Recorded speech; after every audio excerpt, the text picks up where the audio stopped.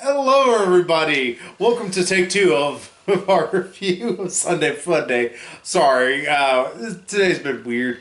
As we have said before, our cat is a little on the toddlery kind of side.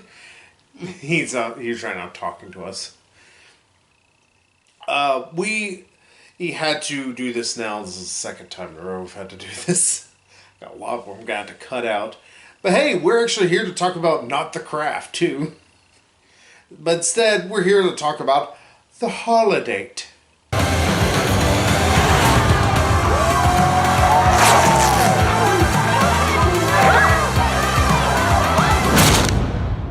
Nobody drops baby on her head. Which, yeah, I try very hard to remind myself to say date, not day. I won't say holiday. Yeah, you get your own opinions. You can give them here in a bit. Oh, so this actually was an interesting way in terms of us actually watching this movie. One of the biggest movies from Netflix this weekend. Because first, I actually watched it because right now You're bored out of his gourd. Yeah, I'm stuck at home doing classes for work. And there's a lot of times they're going over, when I say classes, it's just lectures to us about how stuff works. And there's stuff that I have already done many times.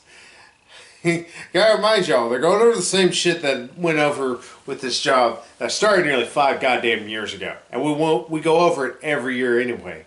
And we've already went over it this year. Yeah, I don't need my 6th time go around for it. Yeah, so I watched it actually first, and then I told Megan about it, and then Megan watched it. So I think I'm actually going to let Megan give her opinions on it first, simply because mine is actually a dual view of it. I can give you whether I think it holds up anymore. So, what did you think of the Holiday? It was surprisingly good. I actually fully agree with you there. Yeah, I expected it to be like cheesy in such a bad way, or at least mediocre. But it was surprisingly good. Like, it was charming. It was funny, really funny, and like the two leads had like such chemistry. Yeah, it's not quite a Dakota Johnson and, what's his name? What's Christian Grey's name? The actor who plays him. Oh, Just call him Christian Grey. It's not like them where you can clearly see they fucking hate each other. Mm-hmm. Here, like, Emma Roberts is the lead. Niece of Julia Roberts. Yeah, and probably know her best from stuff like Scream Queens, or where I know her really from, We Are the Millers. She plays the young girl from there. And of course, she kind of plays her same character from We're the Millers, which is kind of funny.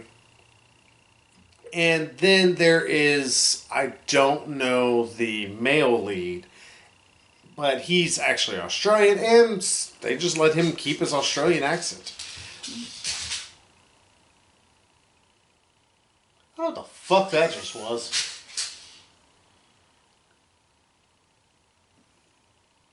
Did you find another rattle toy?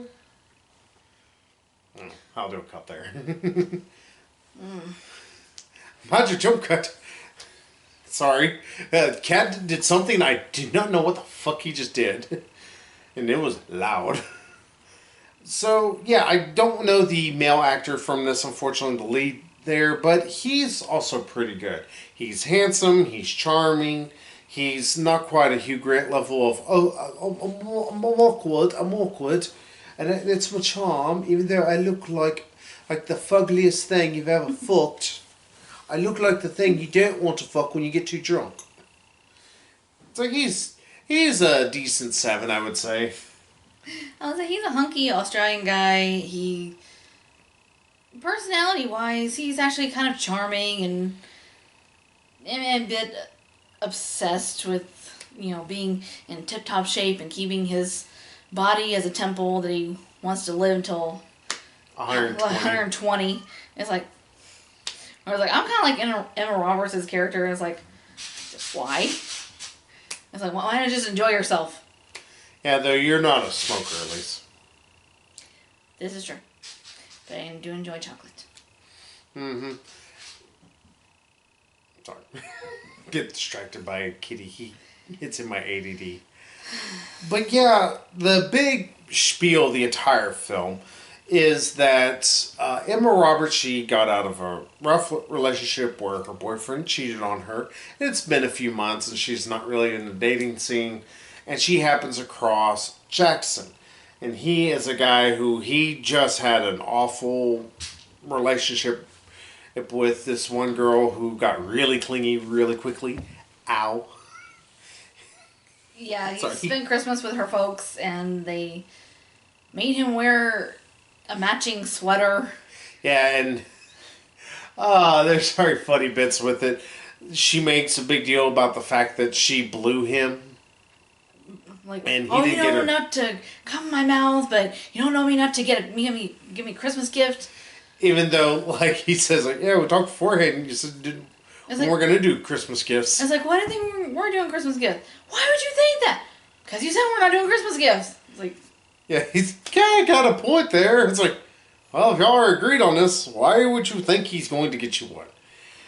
ladies, if we have learned anything about men and the millennia that we've had to put up with them, is this.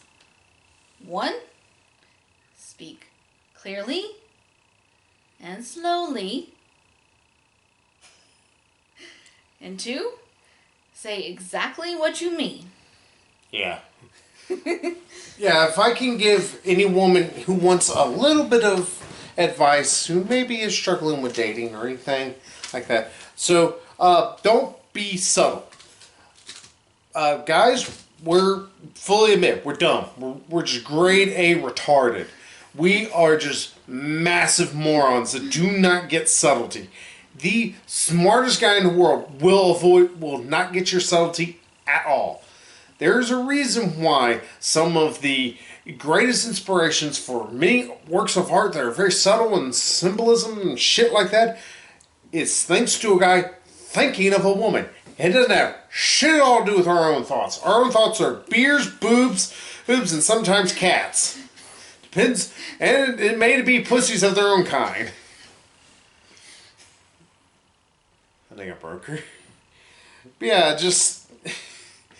we just don't get it. So just be open and say it's exactly what you want, what you mean, what you need. Because if you don't tell us, I don't fucking know. Yeah, say what you mean. If you change your mind, that's okay. Just tell them that you changed your mind. We do like a little bit of a heads up. Don't tell us 4 minutes right beforehand. But usually that's kind of a given. So, yeah, they kind of are getting out of bad situations. And Emma Roberts kind of inadvertently mentions her aunt, who she's played by Kristen Chenoweth. I can't pronounce her name properly. Kristen Chenoweth? Yeah.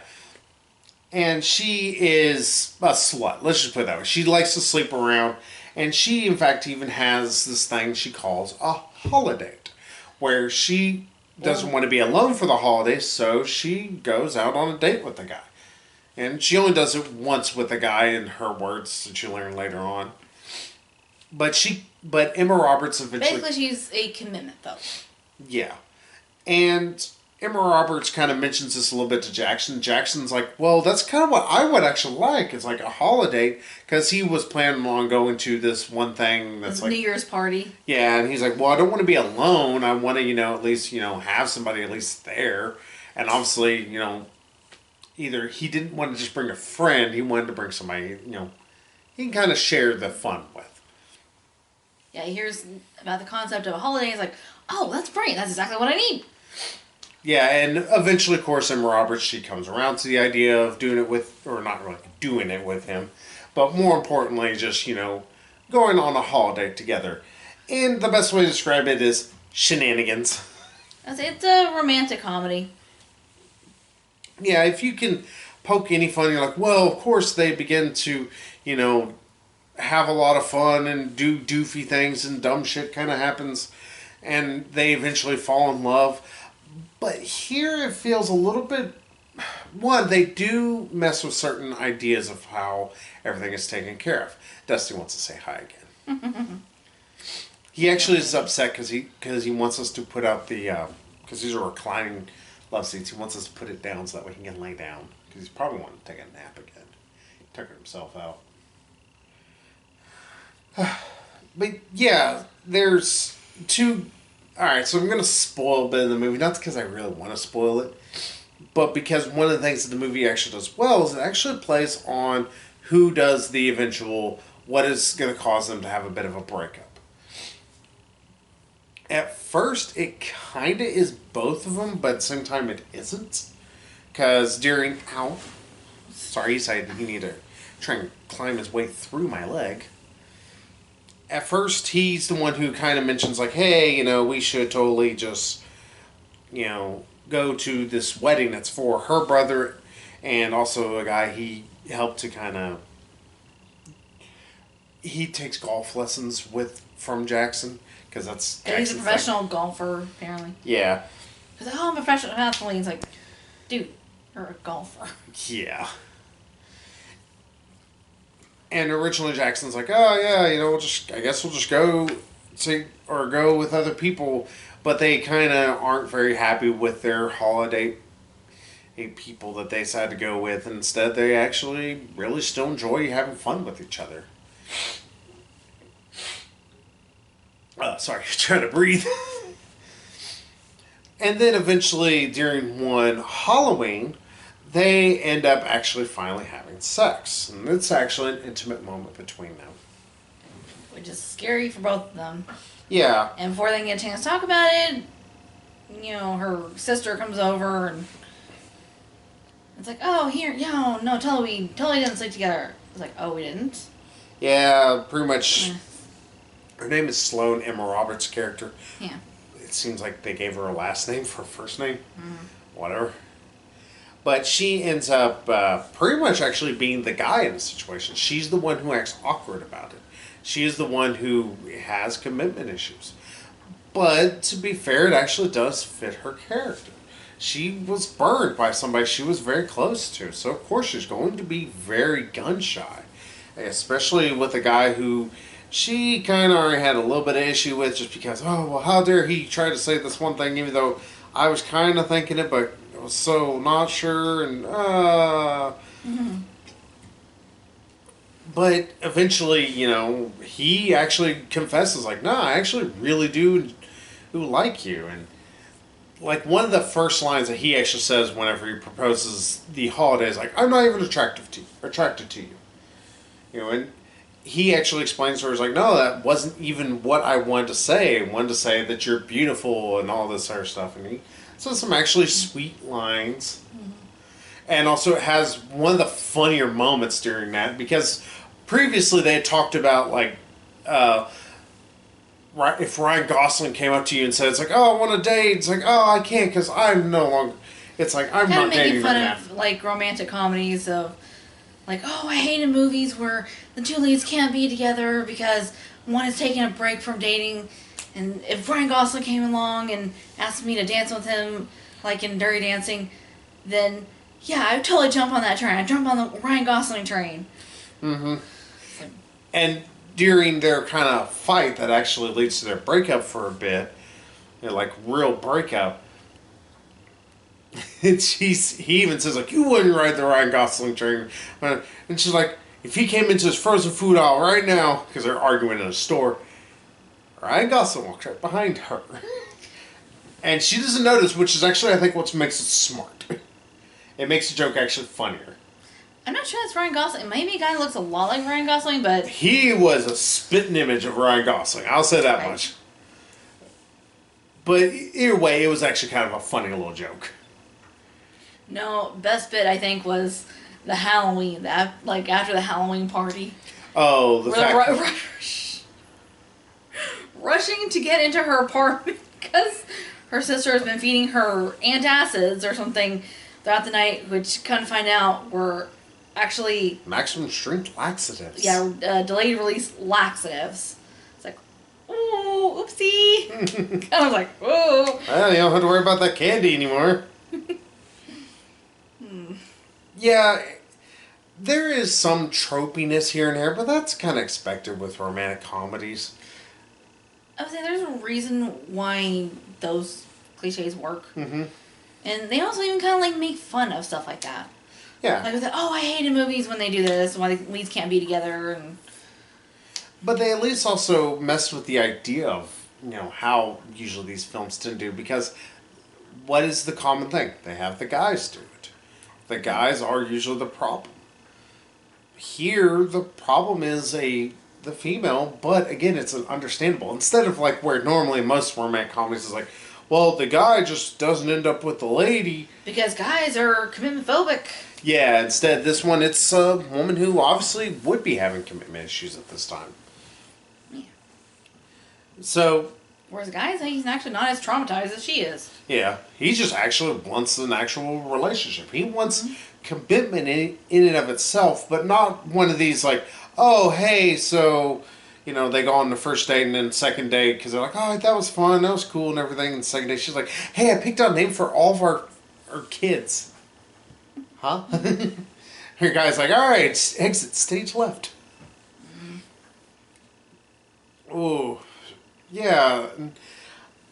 I don't know. Yeah, I mean, that's understandable, though, in anyone's position. It's like, you don't want someone who is, like, clingy after just, a couple of dates. Yeah. Sorry, like, playing out for you, just like, whoa, slow your roll. Yeah, it's like, well, hold your horses. Like, we don't even know each other. Yeah, it's like, let's pump the brakes on this one right here. Or as they like to say in my class, it's parking lot those questions, which I still don't know what the fuck that means. I spent an entire day trying to figure out what the fuck that means, and somebody in the comments explained to me. I know I'm stupid. I've explained to you all I am many times, but I'm still trying to figure out what the fuck he meant by it. And I was like, parking lot those? Do you mean park those questions, or? Like, let's table that discussion or something. Yeah, and even then, it's not a very good usage of a phrase, because I've never heard, let's parking lot those questions. First off, how do you parking lot something? It sounds like something Superman does to his foes, or it sounds like something a lot of hookers know how to do. He's like, that's a cadre of company. I don't know. But at least I will say with Holiday, at least for me, especially watching it again, I still found myself rather amused by a lot of this. I was laughing wholeheartedly at a lot of parts. There is, of course, some toilet humor. And then there's, of course, some a little bit cruder humor, but it's not quite as, like,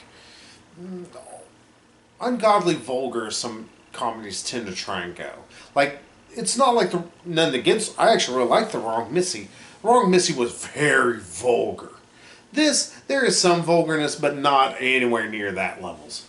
Well, I mean, the first line was fucking holidays. It's like, oh, so it's rated R. It's like that kind of movie. It's like, okay. Good to know. Yeah, and I don't think there's like any nudity in it. No, not that I can remember. Thought they would at least talk to him and show his ass for a bit or something. Or something. I just know there's a warning for language and smoking. Yeah, because...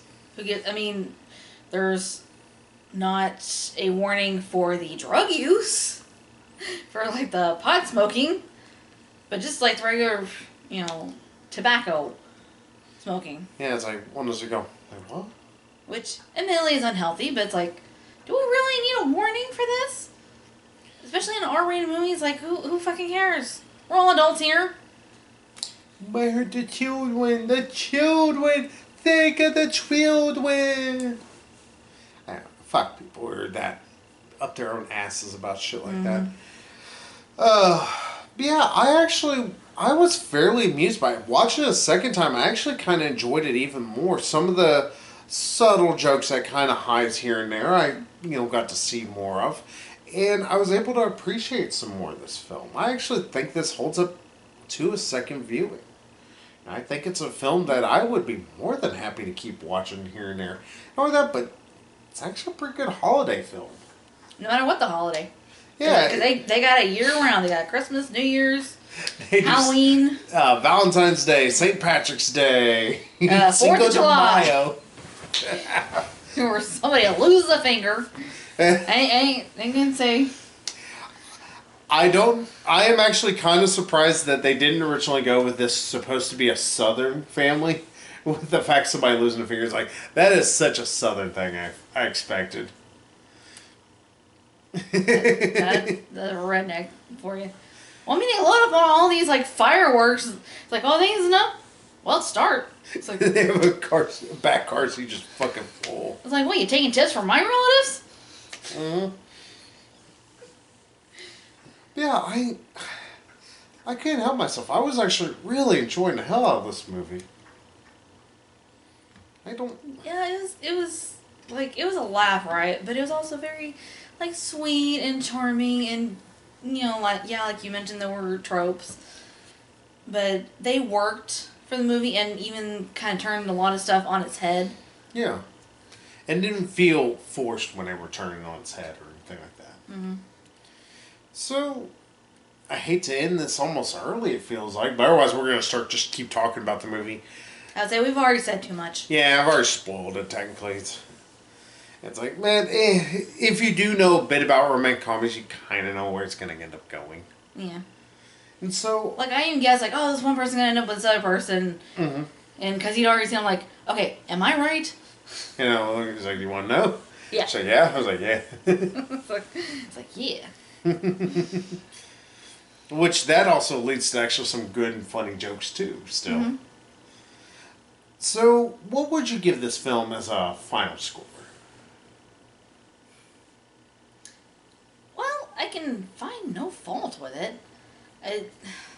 It's going to have to be those rare 2020 10 out of 10. I know, it's been such a dismal year. It's like, oh my god, we actually have a 10. Well, to be fair, if you had watched some of the movies I've seen, that you ended up missing, like Alive and a few others, you would have seen some 10 out of 10s. Sorry, Alive is one of the best horror films I've seen in, probably a decade. Okay. You'll say so. I know so. For me, I'm not quite a 10. But it's only because if I can pick on a few things, Sloan, Jackson has a friend who he's pretty much kind of a hound dog. I think he was supposed to be a lot funnier than what he was. Yeah, I don't know if he's supposed to have a bigger role than he ended up having, but he pops up every now and again. Yeah, he's worthless, kind of. Not picking on the actor. He does fine with what it is. Just, I think some of the lines weren't as funny as they wanted to be. He is the biggest wet blanket, and even then, he is in the movie for, trying to hit on Sloane's married sister. Yeah. It's like... Married sister with four kids. It's like, you want to stop having babies? Yeah, she's just like, here, put it in me. Especially since she doesn't seem to give a shit. Mm-hmm. And she didn't remember some of their ages at times. Yeah, like, she always, like, leaves the kids with the dad, and... apparently, like, he's overprotective and doesn't want to leave the kids with a babysitter, and she's all like, oh, let's go out and have fun, let's go to an adult party, be adults for a while, and it's like, constantly want to do that without him. It's like... But yeah, like, that's the biggest issue, I could say, is Jackson's buddy. But even then, it's not enough to say, oh, this is only a 6 out of 10. This is not a good... Nah, I give this still an easy 9. This is a 9 film. This is really damn funny. It has just the right amount of making some crude jokes with also making jokes that still don't make the characters feel like all they are thinking about is nothing but sex. Sure, sex is on our brains a lot, but there are many times we are thinking about plenty of other things. Yeah, it's an R-rated romantic comedy, but it's not, like, knocked up. Like, it's not raunchy, but it's very, I think, realistic. Yeah. In how adults interact. Like, it's not over the top, but it's not, like... It also doesn't feel like it's trying to prove it has an R rating. It just happens to have an R rating in it. The characters still talk fairly normal. You don't have a character who says fuck every other 5 seconds. Not that that's a bad thing. Hi. I'll say it's not like that one the Mark Wahlberg movie. Fucking Yeah, it's like 12 Mile or something like that. 20 or mile 22 or 21 or 22. Oh, that stupid fucking movie.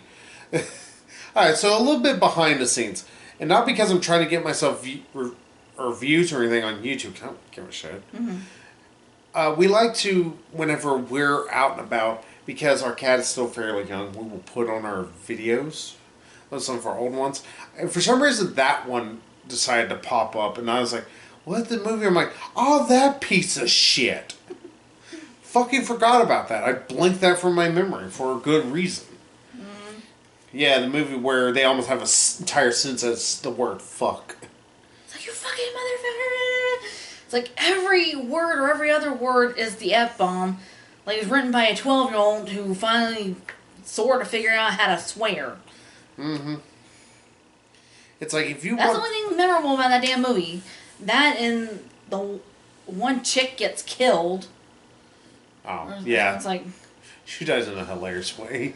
Yeah, I think they're gonna like wrap it all up with her storyline. It's like, no, she ain't killed. Like, the fuck movie? But we don't want to talk about that horrible turd. Instead, we're going to just end it off with, go check out Holidate. It's actually quite charming. It's actually a cute-ass film. I normally don't really get that much into, like, kind of romantic comedies, and half the shit that's on Netflix you can leave it or forget about it and have time. Like, even the movies I'm like, I didn't hate that. I'm like, I'm not going to remember it. Like, there was one dancing movie I do remember I watched. I liked the lead characters. I can't tell you shit else about the damn thing. And I watched it like 2 months ago. Wasn't a bad movie. Totally forgettable one, though. So, yeah, go check out The Holiday and see if you like it. It's actually worth your time, I would say. And it's not like The Kissing Booth 2. It's fucking 2 hours and 15 minutes long, which I still can't figure out why. Yeah, it's only like, what, an hour and a half? Hour and 40 minutes. There's a little bit more length than a normal hour and a half long movie, but there's far worse ways to waste your time this year. It doesn't really feel like it. No, it totally does not feel like it. You know, because you either have the sweet, heartfelt moments that are actually rather charming, or, you know, the laugh riot, like, just... Some of the dumb like, shit like, just cannot stop laughing. Like, just when you stop laughing, it's like, oh, they continue with the joke in a way that's actually funny, or they pick up another joke, and it's like, oh, that's funny too. Yeah, that's one other thing, if I can commend them on it to end it off. And I would say I love... I'm sorry, you're saying? I was just going to say that they actually don't feel like they ever beat jokes to death. Like, it never felt like a joke just kept getting regurgitated and kept going and over again. Instead, it felt like if a joke had a natural end, it ended and they would move on to the next joke. Like that thing with the laxative went on just long enough. It's like, it served its purpose. But I loved that Sloane, she was always dropping the F-bomb in front of kids accidentally. It's like, oh, oops. Or like mentioning, it's like, oh, you're the one who didn't want to have sex with me, or something, like mentioning sex in front of his kids at the supermarket. It's like, it's It's like somebody else who... I would say, like, it's very, like, realistic and relatable. Yeah. But hey, go check it out. Let us know how you think of it. We actually dug it quite a bit. Who knows, it might end up on the best of list because, God, this fucking year, it's all I gotta say. Oh, this year's got some shit. And I think it started with Gretel and Hansel. I'm about certain it did. It's like that was the pox upon this year. It's like, ugh. Gretel and Hansel, or as we call it, COVID-19. But hey, that's our feelings on the holiday. Let us know below, and hey, we'll catch you hopefully next time with maybe a little review of The Craft. I don't know, I might end up having to watch it by myself because somebody seems so not wanting to watch it, even though it's far more up her alley than it is up mine. I I'm kind of curious about it. I was like, ugh. It's gonna be bad. Don't be wrong. It's like the original was rated R, and you're gonna dumb it down to a PG-13. Well, why was the original rated R? I do wonder that. I don't know. I'll look it up here in a bit. Need some language and some like violence. Fuck if I know. Also, thing with like the worms and the bugs and like. Ugh. Yeah, you can do that in a PG-13, no problem. So there's no blood, which is weird. But hey, until then, we'll talk with y'all there. So, bye-bye, everybody. Bye bye.